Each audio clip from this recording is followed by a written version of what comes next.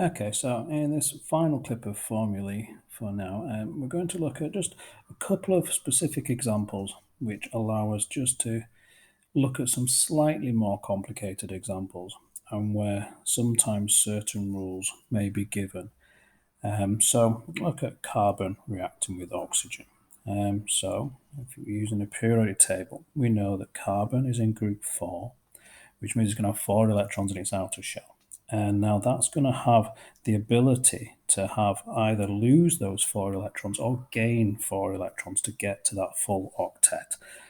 Either way, the number of gaining and losing is 4, and so the valency is fairly standard. 4. Oxygen, as we've seen in previous examples, is in group 6, and so is 2 electrons short.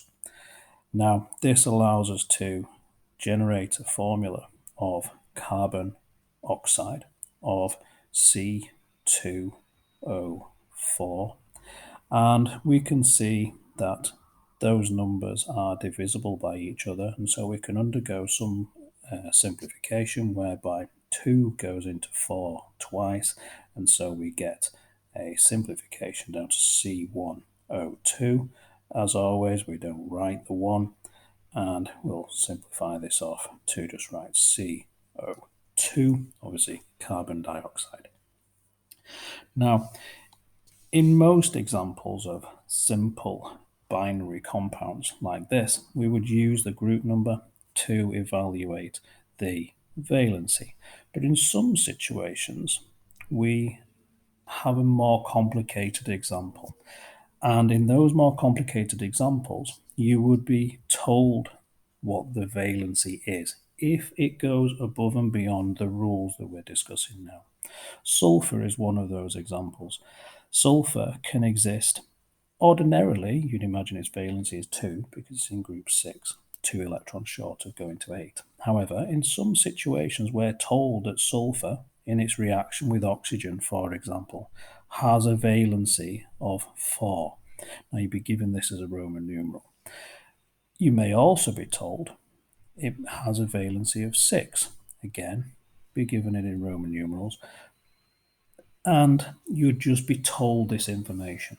If you are told this information, this supersedes any prior knowledge that we may have. So even though we think sulfur should have a valency of 2, we're being told here that in sulfur 4 oxide or in sulfur 6 oxide, it has a valency of 4 or 6 respectively. That has a rather large effect upon the resultant formula, because that's going to give us two formulae of S2O4 or likewise S2O6, both of which can be simplified. S2O4 in the same way as CO2 can be simplified to SO2, sulfur dioxide, and S2O6 can be simplified to SO3, sulfur trioxide, both of which have different reactivities and different abilities to interact with other compounds. So a relatively simple changing of the valency, whether it be sulfur 4 or sulfur 6, away from what we'd imagine it should be as sulfur 2, can have quite marked effect on the formulae and product of those reactions. And indeed, sulfur dioxide and sulfur trioxide are completely different compounds, as you could imagine, and will interact with other products and other molecules in different ways.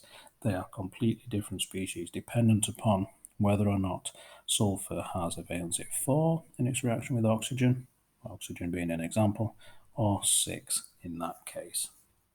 But they give us rise to having examples of more use of formulae.